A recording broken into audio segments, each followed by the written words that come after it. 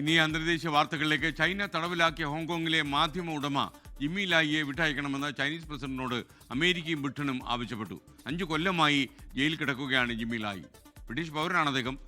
കൂടുതൽ വിവരങ്ങൾ നൽകാൻ പി പി ജെയിംസ് ചേർന്നു. Good morning P P James. Good morning S K. Hi ജെയിംസെ, ജീവിതത്തിലെ എല്ലാം നല്ലത് സംഭവിക്കും നമുക്ക് വിശ്വസിക്കാം അല്ലേ? തീർച്ചയായിട്ടും. ഇപ്പം എന്താ പറയുക?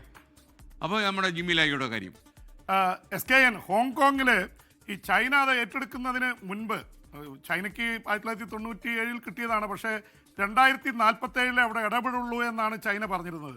പക്ഷേ ഹോങ്കോങ്ങിലെ ഏറ്റവും വലിയ മാധ്യമങ്ങളുടെയൊക്കെ തലവനായിരുന്ന ജിമ്മി ലായിയെ 5 വർഷം മുമ്പാണ് ചൈന ഈ ഹോങ്കോങ് പൂർണ്ണമായി പിടിച്ചടക്കിയതോടെ ഇയാളെ അറസ്റ്റ് ചെയ്ത് ജയിലിലാക്കിയത്. ചൈനയുടെ അധിനിവേശത്തിനെതിരെ അതിശക്തമായി മാധ്യമങ്ങളിലൂടെ, പത്രത്തിലൂടെയും തൻ്റെ ചാനലുകളിലൂടെയൊക്കെ ഫൈറ്റ് ചെയ്ത ആളാണ്. ഒരാളുടെ മുമ്പിലും കീഴടങ്ങാത്ത ആളായിരുന്നു ജിമ്മി ലായ്. ഒരുപക്ഷെ ഹോങ്കോങ്ങിൻ്റെ സ്വാതന്ത്ര്യത്തിൻ്റെ പ്രതീകമായി അറിയപ്പെട്ടതാണ്. ഈ ചൈന അങ്ങോട്ട് കയറി വന്നപ്പോൾ ഈ ഡ്യുവൽ സിറ്റിസൺഷിപ്പ് പ്രകാരം ഒരുപാട് പേര് ബ്രിട്ടനിലേക്ക് രക്ഷപ്പെട്ടു. ലക്ഷക്കണക്കിന് ഹോങ്കോങ്കാർ ഇപ്പോൾ ബ്രിട്ടനിലുണ്ട്. പക്ഷേ ഇദ്ദേഹം പോകാൻ തയ്യാറായില്ല. അദ്ദേഹം ചൈനീസ് ഭരണകൂടത്തോട് വലിയ രീതിയിൽ പോരാടി നിന്നു. പക്ഷെ അദ്ദേഹത്തെ അറസ്റ്റ് ചെയ്തു, ജയിലിലാണ്. ഇപ്പോൾ വാർത്തയായിരിക്കുന്നത് ഹോങ്കോങ്ങിലെ ചൈനയുടെ ഇതിലുള്ള കോടതി അദ്ദേഹം കുറ്റക്കാരനാണെന്ന് കണ്ടെത്തിയിരിക്കുന്നു. ഒരുപക്ഷെ ജീവിതകാലം മുഴുവൻ അദ്ദേഹത്തിന് ശിക്ഷ വിധിച്ചേക്കാം. അതിനിടയിലാണ് ഇപ്പോൾ അമേരിക്കയും ബ്രിട്ടനും ഇടപെട്ടിരിക്കുന്നത്. ബ്രിട്ടീഷ് പൗരനാണ്, അദ്ദേഹത്തെ വിട്ടുകൊടുക്കണമെന്ന് Britain. American president Donald Trump പറയുന്നത് അദ്ദേഹം പാവല്ലേ, വിട്ടേര് എന്നുള്ള രീതിയിൽ ഷി ജിങ് പിങ്ങിനോട് നേരിട്ട് പറഞ്ഞുവെന്നാണ് ട്രംപ് ഇപ്പോൾ ഈ മണിക്കൂറുകളിൽ വെളിപ്പെടുത്തിയിരിക്കുന്നത്. എന്ത് തീരുമാനമെടുക്കുന്ന അറിയില്ല. എന്തായാലും കോടതി വിധി ഈ അടുത്ത ദിവസങ്ങളിലൊക്കെ വരുമെന്നാണ് പ്രതീക്ഷിക്കുന്നത്. അങ്ങനെയാണെങ്കിൽ അദ്ദേഹത്തെ ജീവിതകാലം മുഴുവൻ ജയിലിലടയ്ക്കും. പത്രസ്വാതന്ത്ര്യത്തിന് വേണ്ടി പോരാടിയ ഏറ്റവും ശക്തനായിട്ടുള്ള ഒരാളാണ്. ഒരുപക്ഷെ എസ് കെ ഇവിടെ വെച്ച് അദ്ദേഹത്തെ ഒരു ഇതിൽ വെച്ച് കണ്ടു എന്ന് പറഞ്ഞ ആൾ തന്നെയാണ് ഈ ജിമ്മി ലായി. ജിമ്മി ലായി ഒരുപക്ഷെ ചരിത്രത്തിൽ അറിയപ്പെടാൻ പോകുന്നത് ഹോങ്കോങ്ങിലെ സ്വാതന്ത്ര്യത്തിന് വേണ്ടി പോരാടിയ മാധ്യമം. അദ്ദേഹം മാധ്യമത്തിൻ്റെ ഉടമ മാത്രമല്ല, അദ്ദേഹം വലിയ പോരാളി കൂടിയായിരുന്നു എസ് കെ.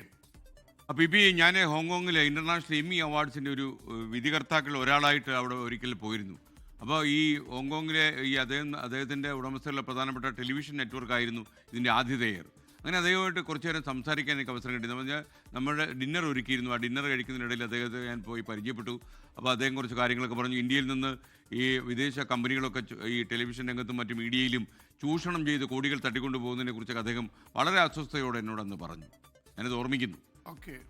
അപ്പം നമുക്ക് ഇനി മറ്റൊരു വാർത്ത വരുന്നുണ്ട്. ഓസ്ട്രേലിയയിലെ ഭീകരാക്രമണത്തിൽ തോക്കുധാരികളെ നേരിട്ട അഹമ്മദ് അദ്ദേഹത്തെ ഡൊണാൾഡ് ട്രംപ് അഭിനന്ദിച്ചു എന്നാണ് വാർത്ത. രക്ഷിക്കുന്നതിനിടയിൽ അദ്ദേഹത്തിന് വെടിയേറ്റു. അദ്ദേഹത്തെ ഓസ്ട്രേലിയൻ പ്രധാനമന്ത്രിയും സന്ദർശിച്ചു എന്ന വാർത്തയുണ്ട്. പറയൂ പി പി ജെയിംസ് ആ വാർത്തയെക്കുറിച്ച്. എസ് കെ, ഈ ഭീകരാക്രമണത്തിനൊക്കെ ഇടയിൽ ഒരുപക്ഷെ സ്വന്തം ജീവൻ പണയം വെച്ചുകൊണ്ട് അഹമ്മദ് എന്ന അവിടുത്തെ ഓസ്ട്രേലിയയിലെ സിഡ്നിയിലെ ആള് ഇവരെ തടയാൻ നടത്തിയ ഒരു ശ്രമം, വെടിവെച്ചുകൊണ്ടിരിക്കുന്ന ആൾക്ക് മേൽ ചാടി വീണ് തോക്ക് തിരികെ പിടിച്ച് അദ്ദേഹത്തെ കീഴടങ്ങാൻ വലിയ രീതിയിൽ ഇത് ചെയ്യുന്ന അഹമ്മദ് ഒരുപക്ഷെ ഓസ്ട്രേലിയൻ മാധ്യമങ്ങളിൽ ഒപ്പം തന്നെ ലോകമെമ്പാടും വലിയ വീരപുരുഷനായി മാറിയിരിക്കുകയാണ്. കാരണം 16 പേരാണ് അവിടെ കൊല്ലപ്പെട്ടത്, 42 പേർക്ക് പരിക്കേറ്റു. ജൂത ഫെസ്റ്റിവൽ നടക്കുകയായിരുന്നു. ഹനൂക്ക എന്ന ജൂത ഫെസ്റ്റിവൽ സിഡ്നിയിൽ നടക്കുമ്പോഴാണ് ആ തരത്തിലുള്ള ആക്രമണം ഉണ്ടായത്. അപ്പോൾ ആക്രമണത്തെ തടയാൻ വേണ്ടി അഹമ്മദ് നടത്തിയ ശ്രമത്തിനിടയിൽ അദ്ദേഹത്തിന് ജീവന് പോലും ഉണ്ടായി. കയ്യിൽ 2 വെടിയേറ്റിട്ടുണ്ട്. അദ്ദേഹം അപകടനില തരണം ചെയ്ത് രക്ഷപ്പെട്ടുകൊണ്ടിരിക്കുകയാണ്. അതിൻ്റെ ദൃശ്യങ്ങളൊക്കെ ഇപ്പോൾ വലിയ വൈറലാണ്. അദ്ദേഹം കീഴ്പ്പെടുത്തുന്നതിൻ്റെ ദൃശ്യങ്ങൾ ഇപ്പോൾ നമുക്ക് കാണാം. ഇതിൽ നമ്മുടെ സ്ക്രീനിൽ കാണുന്നുണ്ട്.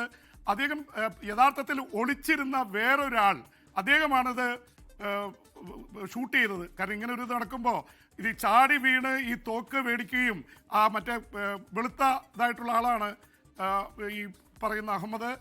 മറ്റേ വെടിവെച്ചുകൊണ്ടിരുന്ന ആൾ മാറി നിൽക്കുകയാണ്. അദ്ദേഹത്തിൻ്റെ ഇത് തോക്ക് തട്ടിപ്പറിച്ചു. പക്ഷെ അദ്ദേഹത്തിന് പിന്നീട് വെടിയേറ്റ് അദ്ദേഹം നിൽക്കുന്നു. അപ്പോൾ ഒരുപക്ഷെ ഈ ഭീകരപ്രവർത്തനത്തിനെതിരെ വലിയ രീതിയിൽ പ്രവർത്തിക്കുന്ന ആൾക്കാരുടെ കൂട്ടത്തിൽപ്പെട്ട ആളാണ് അഹമ്മദ്. അതുകൊണ്ട് നമ്മളൊരു സമുദായത്തെയോ ഒരു വിഭാഗത്തെയോ കുറ്റപ്പെടുത്തുന്നത് ശരിയല്ല. അതിനെതിരെയുള്ളതും ഒരു അഹമ്മദ് തന്നെയാണ് രംഗത്ത് വന്നത് എന്നുള്ളത് ലോകമെമ്പാടും ട്രംപും അതുപോലെ തന്നെ ബ്രിട്ടീഷ് പ്രധാനമന്ത്രിയൊക്കെ അദ്ദേഹത്തെ അഭിനന്ദിച്ചിരിക്കുന്നതിൽ വ്യക്തമാവുന്നത് ഈ 2 പേരും പാക് വംശജരാണ്. എസ് കെ എൻ, ഒരാൾ സജിദ് അക്രം, അദ്ദേഹത്തിൻ്റെ മകൻ നവീൻ അക്രം, ഇവർ രണ്ടുപേരാണ്. 50 വയസ്സ് 24 വയസ്സുള്ള പിതാവും മകനാണ്.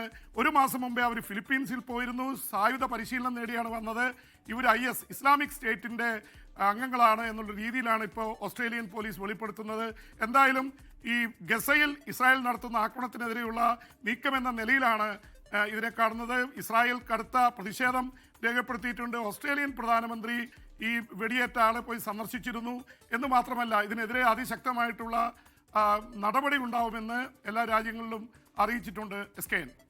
ലോകത്തെവിടെയായാലും ഏത് സമയത്തും 24 വാർത്തകളും ഓഗ്മെന്റഡ് റിയാലിറ്റി പാക്കേജുകളും എക്സ്പ്ലെയിനറുകളും വിശദമായി കാണാൻ ഞങ്ങളുടെ യൂട്യൂബ് ചാനൽ നിങ്ങൾക്ക് സബ്സ്ക്രൈബ് ചെയ്യാം.